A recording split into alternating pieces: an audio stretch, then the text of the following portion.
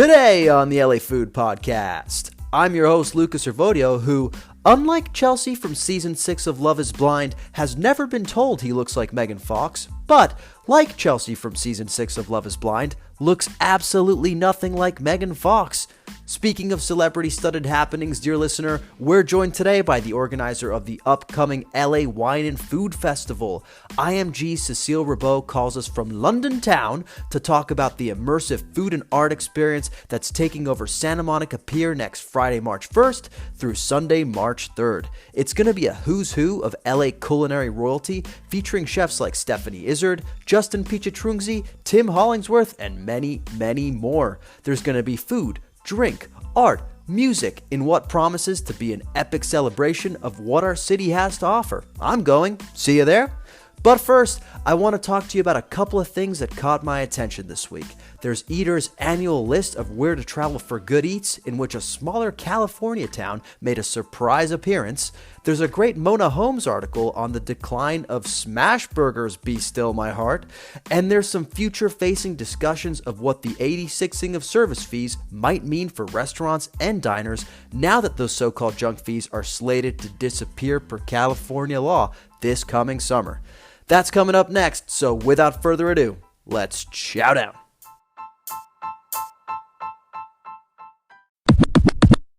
It's a beautiful Friday in Los Angeles, finally, after yet another rainy week in New Seattle, formerly known as Los Angeles. I hope you're doing well, dear listener. We've got a really exciting conversation today with one of the organizers of what I think is going to be one of the most exciting food festivals to hit Los Angeles in a really long time. I'm talking, of course, about the Los Angeles Wine and Food Festival coming up next weekend, next Friday through Sunday at Santa Monica Pier. We're going to be talking all about it, about the ins and outs, the chefs you can expect to see, the activations you can expect to experience, and of course, all of the delicious bites you're going to be able to taste. But first, it wouldn't be the LA Food Podcast if I didn't tell you about some of the things that caught my eye over the past few weeks. And let me tell you, there have been several.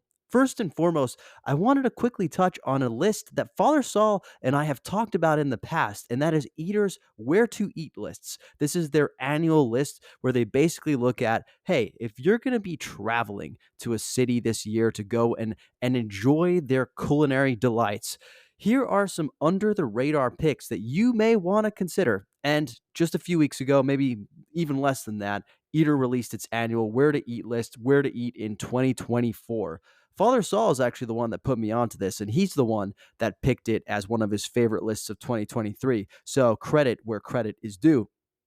But I really appreciate this list because, again, it's sort of under the radar cities. And there are definitely some interesting shouts on there this year. For example, if you're looking to take a trip to Egypt, you may want to consider Cairo, though that was probably already high on your list. However, if you're going to South Korea, maybe you want to take a detour in Busan. Apparently, they have some excellent food there. Also in Colombia, don't just go to Bogota or Cartagena. Consider Medellin. Apparently, they've got some very, very exciting restaurants happening there.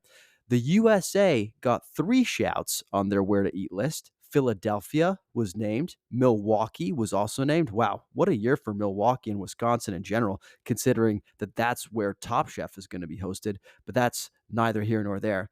But also a California city got a nod, and that is Sacramento. Sacramento, the sort of like ugly stepbrother to San Francisco, finally got a shout out thanks to Lauren Soria of Eater in the Bay Area, who actually wrote this section of the list.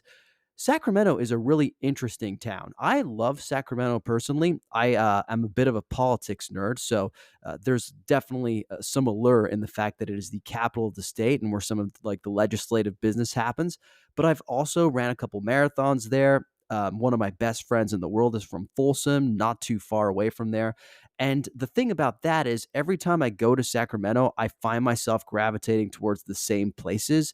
You sort of find what you like. And every time you're up there, since you're not up there that often, you kind of feel like you have to go hit up those spots, right? So I typically go to this like deep dish spot called Chicago Fire that my friend put me onto. And I just think it's like fantastic, kind of shitty, but also amazingly delicious. deep dish pizza. Great spot for after a marathon, especially if you want to, have some who gives a fuck pizza plus beer. It's your spot. It is absolutely your spot. Of course, the downside of having your go to spots in a city is that you don't necessarily go out and check out new restaurants. So now I have a long list of places to check in Sacramento. A couple things that caught my eye were a spot called Southside Super in what is apparently a very blossoming and bustling Japantown in Sacramento, which sounds very interesting. There's also Kelly McCown's Michelin-starred The Kitchen, which has, if it didn't relocate to Sacramento, then it just relocated to a different space.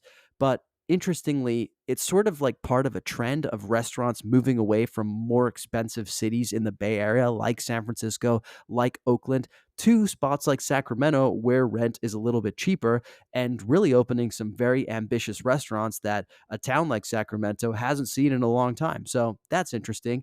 And then there are classic spots that I've just never been to, like Jim Boy's Tacos, which I've heard of before, but it's your classic like Mexican American hard shell tacos. And Jim Boy's thing is that they dust their tacos with Parmesan. And why the hell not is what I say. Why the hell not? So there may be a trip to Sacramento in my future, and I'll be sure to let you know of all the dirty details if and when it happens. Moving on from Sacramento, though, we're coming back to Los Angeles. I wanted to quickly touch on a piece by the excellent Mona Holmes of Eater. She wrote an article for, I think, that column in Eater called like Quick Seer or something, where they were basically giving like a quick hot take about a certain topic. Mona Holmes wrote one on smashburgers, and the article is centered around the question: has Los Angeles reached peak smashburger? The insinuation here is that, yes, Los Angeles has very much become a smash burger town. Like everywhere you look, it's smash burgers, right? There's Burgers Never Say Die. There's Heavy Handed. There's Burger She Wrote. There's Easy Street. There's just a million spots that are super viral. And it feels like there's a hot new smash burger place like every week opening up, right? I have long contended that smash burgers are a scam. I'm not going to say exactly what I said on last year's pod when we talked about this, but my central assertion was that smash burgers are like making out. I'm not going to break down why I said that. I encourage you to go listen to it. But basically, my theory is that smash burgers sound like a great idea. They sound like a great idea. Why wouldn't you want something that has an exciting word like smash in it, coupled with one of the best foods empirically proven, which is a burger, right? The problem is that a lot of spots basically just use the word and the like concept of smash burger to pass along subpar meat and less of it in like a more sort of zhuzhed up lipstick on a pig way. That is my fundamental take. I also think, and the article that Mona Holmes writes actually makes this point, they're able to sell like virtually no meat for like $15. And you have to buy it if you're somebody like me, multiple burgers to make a meal out of it. And I take issue with that. Certainly I have a lot of empathy for restaurants that are needing to like, be inventive during times when the margins are tight. A lot of restaurants are closing, obviously. But come on, guys, we can all see through the smash burger thing. I'm all for sandbagging, but the art of sandbagging is doing it well, right? And doing it in a way where your customer is not suffering. Not only is your customer not suffering, but your customer doesn't even notice what the sandbagging is, right? And this is spoken like someone who has never been a restaurateur, of course. But I'm sure there's probably some restaurateurs that agree with this point. I will say though, there is one smash burger I have a soft spot for because it's not your traditional smash burger. They actually purposefully leave a bit more meat in the center so you can still get that experience of, yes, some lace on the edge, but you also get that like juicy, thick, blood running down your cheeks experience that a lot of us crave when we go out for a burger. And that is Goldburger. Goldburger, which now has multiple locations around town, one right by yours truly in Highland Park. And I think they're one of the best. Not to mention, they're using quality beef. They're using that grass-fed beef. And I just want to give it up to Mona Holmes because she called out Goldburger for their fantastic work inner article. Fantastic article. It's a great read. If you want to go read somebody make an impassioned argument about a certain subject and explore all sides of it, this is an article for you. We will put it in the show notes. Moving on to another excellently written piece, Stephanie Brajo broke down the service fee debacle for the Los Angeles Times. Essentially, it's not just the service fee debacle, it is the concept of junk fees and the fact that they, as of June or July of this year, will no longer be legal to be included on restaurant menus. Basically, what happened is there's been a lot of chatter, right, about service fees, the things on the menus that you see that are like, oh, okay, in addition to what you're paying for your food, in addition to the tip that you're leaving your server, there's going to be a 5 to 10 to 20% service fee that is going to go back to the employees to pay for their health care, to maybe make up wages on a night that is slow or something like that. And I think generally most of us agree that service fees are a good thing. However, the California legislature basically wanted to find a way to protect consumers during these times of inflation. And what they've done is basically they said any service where the price that is advertised is not that the one the consumer ends up paying when the bill is due. You're going to have to change that, businesses. This happens at like hotels. It happens at when you're renting cars, right? They tell you, like, okay, it's going to be $60 a day. But by the time all those fees are added, by the end, you're paying almost like 1.5 to 2 times the initial advertised price. And a lot of consumers take issue with that, right? So basically, all the California legislature is saying is like, businesses, be transparent at the front. This article that Stephanie Brajo writes about restaurants is really interesting because basically what she's saying is, and she talked to a lot of restaurants to actually prove this point, but it's basically that the service fees are going to be going away from the menu. But what is going to happen is restaurants still need to pay for their employees' healthcare. They still need to find ways to get those benefits to their employees, and it's going to be added to the price of food. So if you're paying a dish, paying $20 for a dish, you're going to see it go up to like $30. She interviewed Caroline Stein of the AOC and Luke group. And basically, she said, like, their famous Zuni Ode chicken, which is an ode to Zuni Cafe in San Francisco, it's going to go up from like $32 to $42. Like, it's just going to have to go up in order to make up the margins that are going to be taken away because the service fees are going away. So I think this is definitely going to be a problem. The article, and based on who Stephanie spoke with, it makes it sound like a lot of restaurants are going to suffer and a lot of restaurants may even close because of these.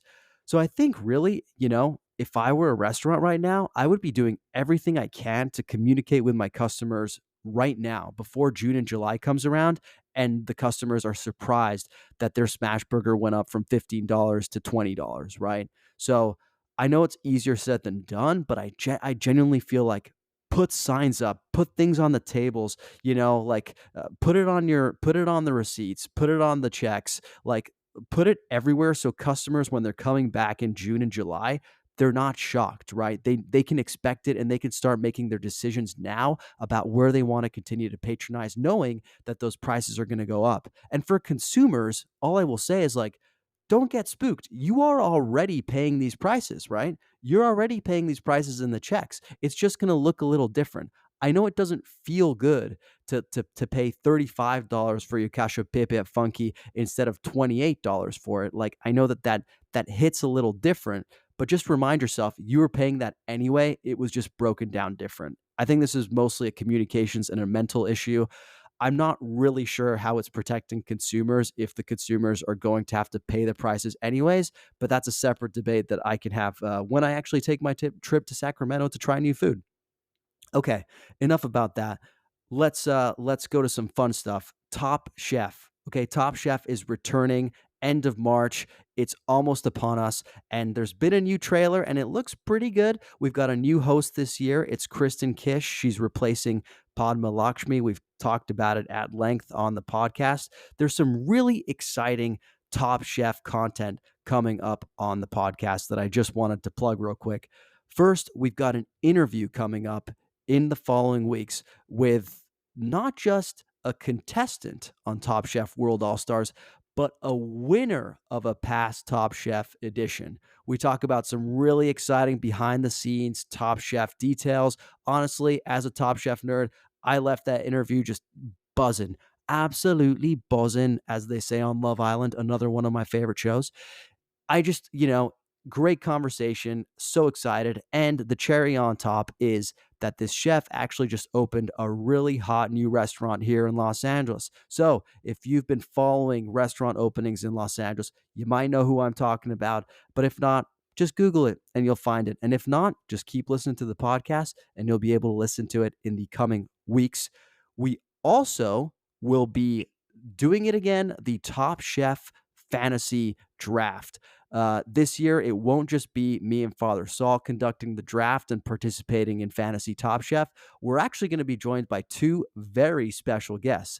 I'm not going to name who they are right now, but let's just say we're taking Fantasy Top Chef to the next level. For those of you who have joined us since after Fantasy Top Chef wrapped last year, I'll just tell you that Father Saul kicked my ass. Okay. Father Saul kicked my ass on Fantasy Top Chef. It wasn't great for me. It wasn't great for the listeners. Everybody was rooting for me because I'm the host, right?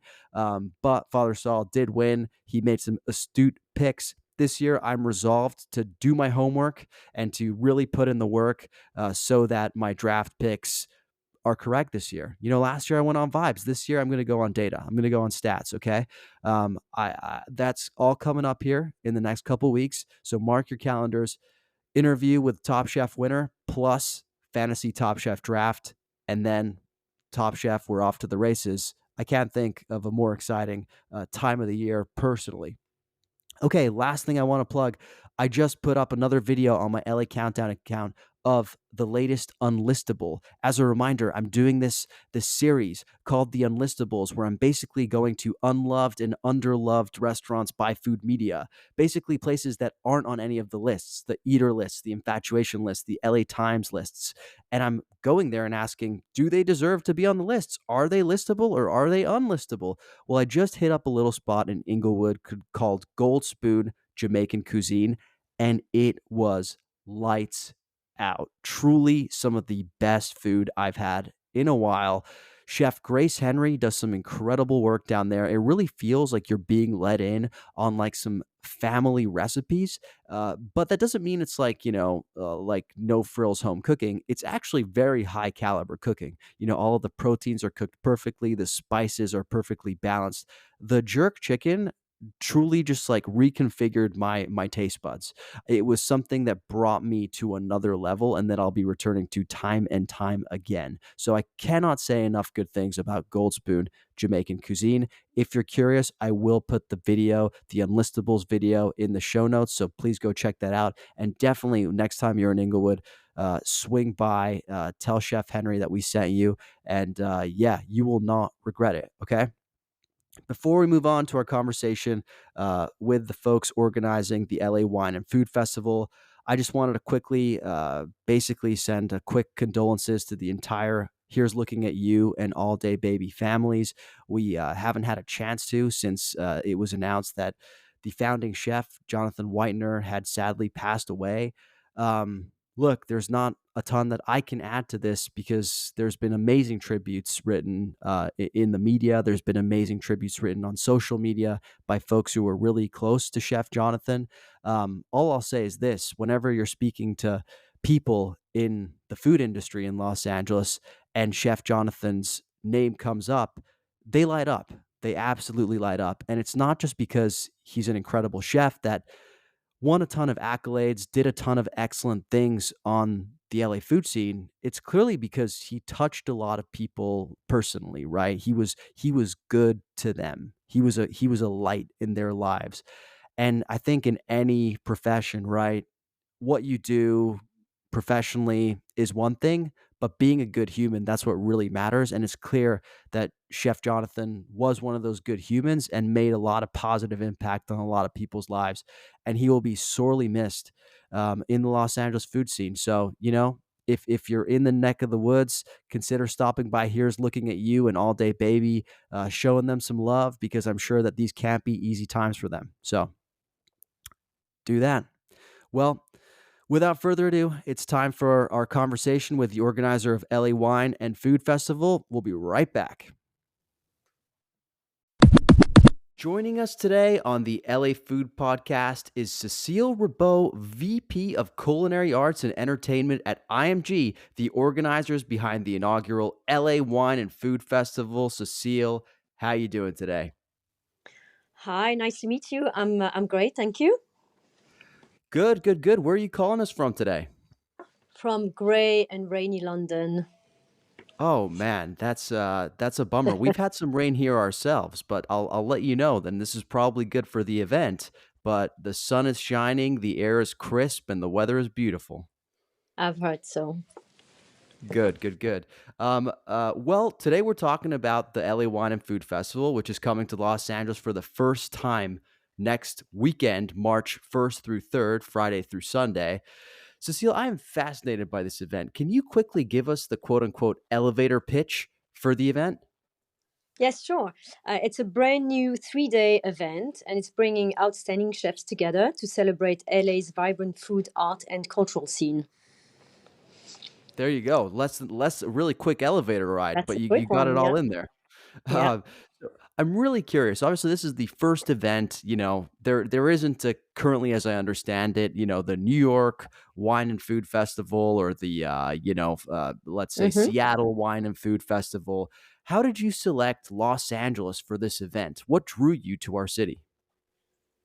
Well, we organize other culinary events and festivals around the world, including London, LA, Sydney, Asia, and yeah, we've been looking at the LA scene for a while.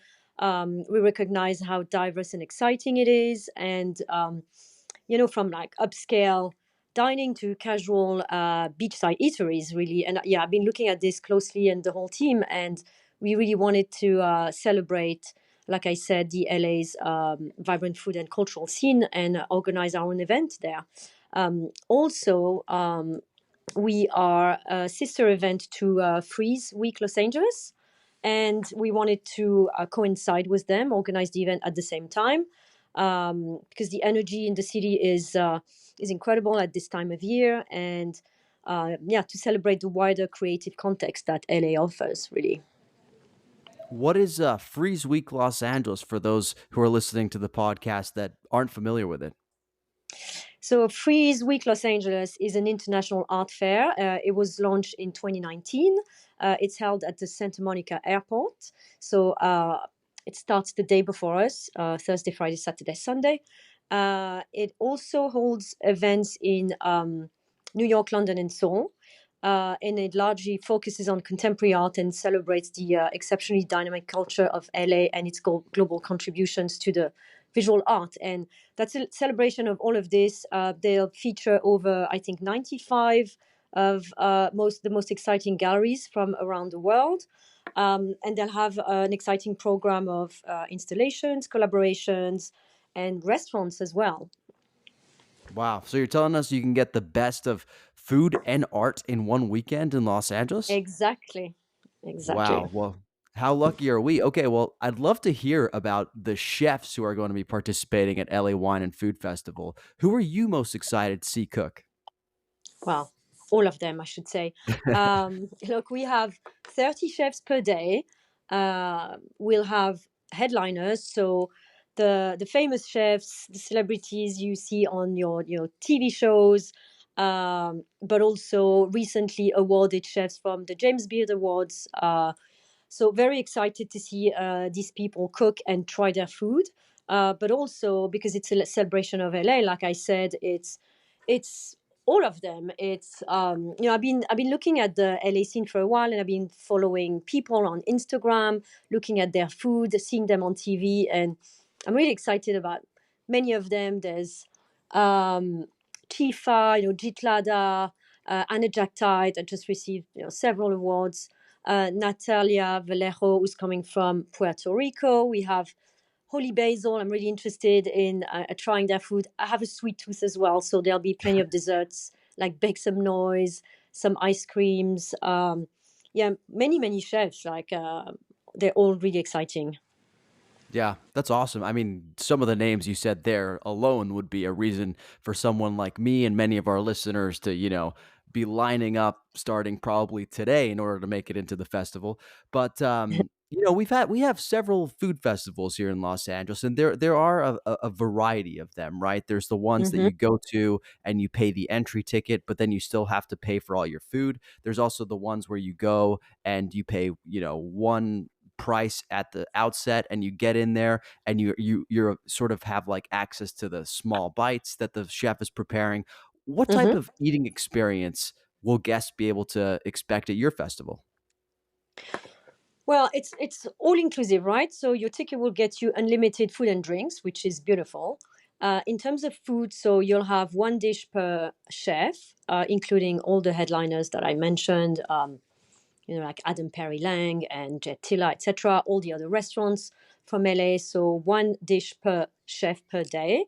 Yeah, from fine dining to ice cream, from exotic cuisines to casual. I mean, it's a wide range. If you want to know a bit more about the whole experience, obviously it's not just food and drinks.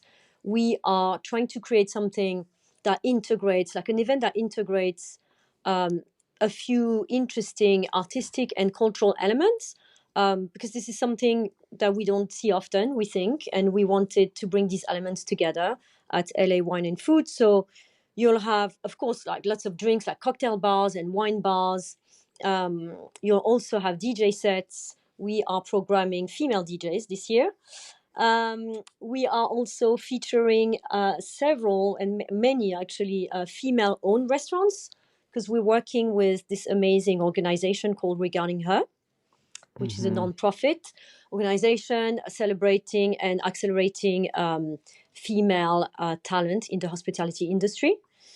So you'll be able to taste food from some of their restaurants, and we are also curating and designing special areas within the event. So that's part of the experience as well, as you were describing. It's the food, the drinks, the art elements, which I can talk about a bit later. But these zones as well. We're paying tribute to LA with an homage to Santa Monica and Venice, another one to Hollywood. There will be a crazy sweet room. So a lot for the eyes and for the palate. Yeah, for sure. Well, tell me a little bit about those rooms because I read about those on the website. There's going to be a Hollywood room, as you said, a Santa Monica room. What can guests expect when they go into one of those quote unquote rooms? Yes. So, well, I won't, like tell you everything. So I want to keep a bit like the surprise. But for example, this crazy sweet room will have a supersized candy display. It's going to be very visual. You'll have amazing chefs in this room. For example, Dove Goldman will be in that room. So it will be desserts only. And we're also working with an amazing food art studio based in LA to create a food art installation. So as you see, we're blending food and art, right, in these rooms. Same for example, the room that has a graffiti artist who will be doing a live piece during the event, which will be finished at the end on Sunday night. And Yeah, we're paying tribute to like the graffiti, like the murals in Santa Monica. So that's another of the themes that we are activating at the event. So this is the idea behind these rooms, right? There's also Mhm. a skateboard sculpture, but I don't want to tell too much. No, you're doing a great job of teasing just enough. Now, I also understand there's a philanthropy angle to this as well. There's things Yes. that are happening that are going to be giving back to the community in some way. Can you tell us a little bit about the Artist Plate project? Absolutely. So that's a project we really pleased to integrate to the event. It's another link with Freeze Los Angeles. So it's coming from their really successful launch at Freeze New York in 2023 last year. Um, and we will have 50 plates designed by renowned artists, including Virgil Abloh's dessert plates. And yeah, it will be beautiful. I'll be one of the buyers for sure. People will be able to buy these plates, and the beauty of it is that the proceeds will benefit the coalition of homeless. So that's the philanthropy through this project, and also via the organization regarding her I just mentioned before, because we will be making a donation to this organization Yeah, it's a and great promoting their organization. members. Yeah, Yeah, with a lot of Los Angeles representation in it. Actually, we've had some of their founding members on the podcast before. So I'll post the links to those shows in the show notes as well, in case folks are interested in learning more about regarding her. Okay, maybe. Cecile, I gotta ask you, looking at the price for the event, there may be some folks that look at it and get a little bit of sticker shock. I mean, this is pretty much the same price as going to Coachella for a weekend pass. What do you Yeah. think makes the bang worth the buck for this festival? Well, I think it's what everything I've just mentioned before. There will be general admission, tickets, and VIP as well. We'll have a VIP lounge with exclusive food and drinks in there, a special design as well, which I haven't revealed yet. But it's everything else you'll be able to experience. It's unlimited food and drinks. It's meeting these celebrities that you've been dying to meet because you've been seeing them on TV. It's trying their food. It's listening to the DJs. It's having a good time. It's getting immersed in some art. So yeah, this is the whole experience of the festival.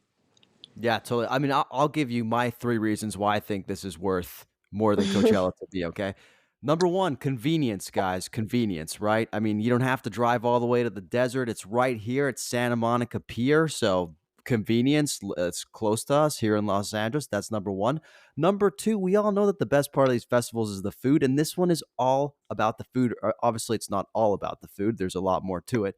But certainly if you're someone like me or a lot of people listen to this podcast that are so into the whole like food space, this is really your Coachella, right? Your rock stars are the chefs. So it's pretty cool that you actually get to see these people or eat their food. And it sounds like you also have the chance to maybe even interact with them, which is something you don't get at Coachella. So to me, those are three great reasons to go. I agree. Yeah, and I'll tell you what, LA Wine and Food didn't even pay me to say that, guys. I'm saying that because I believe it. Okay, Cecile, I got to ask you, how did you get into this line of work? And that's an interesting question. I used to work for a French chef who I hope is really known, called Alain Ducasse. So Of I don't know if course. you know him. Yeah. So I worked with him for several years in Paris and London, and this is how I came to work with IMG and work on all these beautiful food festivals and events. Well, not only is Alain Ducasse known, he's a legend here as he is Yeah. in France. You got any fun Alain stories for us? Wow, so many, I guess, so many. Well, he's an incredible and very inspirational man, I have to say. Not only a super talented chef, but a visionary. And I used to tell him when he was coming to London, because he used to come to see his team quite regularly, and every time we had dinner together, because I was lucky enough to go for dinner with him quite often. I used to tell him, look, chef, it's the same as like for me maybe playing tennis with like Roger Federer, having dinner with you. That used to make him laugh.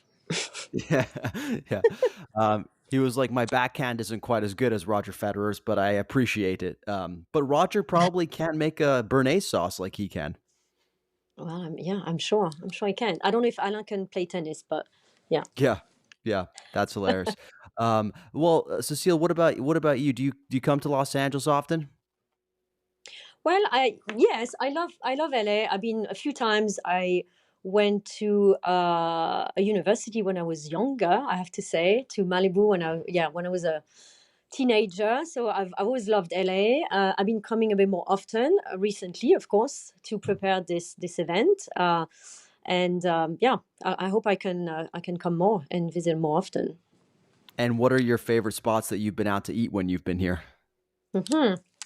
Well, uh, some of them would include Gigi's that I tried last Mm. time I came. I also had the chance to try Manuela, which is run by this gallery owners, Hauser and Worth. Um, Yeah, I haven't had time to go to many places. I went to Anna Jack Thai, one of our headliners and participant restaurants. So super excited to see them as well. So yeah, I didn't have a lot of time. So hopefully at the event I can, eat all 90 dishes and then I will have ticked my boxes. I was gonna that was my gonna be my last question for you actually is, you know, for folks who go to food festivals, I've had traumatizing experiences where, sometimes like I get there and I'm so excited and I eat everything and then I have to be wheeled out of there by my friends, right? Well, how do you like to approach a food festival to make sure that you're not like, you don't have to tap out after 1 hour? I would say pace yourself, right? Yeah. Eat and drink, walk around, have fun, make a pause, listen to the music, go to the next room. That's how I do it. And come with a list because it's also good to prepare so you know where 100%. you want to go. That's a great, great tip. Okay, well, Cecile, where can people find more information about the festival? Well, they can go online. So the website address is lawineandfood.com and the Instagram account is LA Wine Food Fest. Fantastic, and we'll put it all in the show notes. Well, Cecile, I hope to see you there, and I'm personally really stoked about it. I've already started training. I'm stretching my stomach to make sure I have room, but we're really looking forward to it. Thank you for making the time to speak with us today. Thank you for having me. Thank you.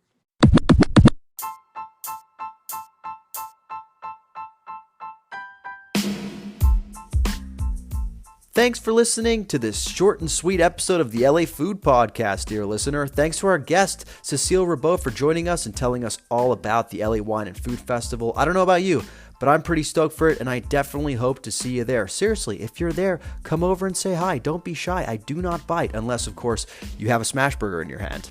If you like what you heard today, please go to wherever you listen to podcasts. Leave us a rating, review, subscribe if you should be so inclined. Seriously, all that stuff really helps us make our way up the charts. We'll be back next week with another epic episode, but in the meantime, if you're looking for me, you can find me on Instagram, TikTok, and Threads at the LA Countdown. That's TheLaCountdown. You can also watch all our episodes on YouTube at YouTube/at the LA Countdown. And you can also find me on Instagram at LA Food Pod. That's at LAFOODPOD.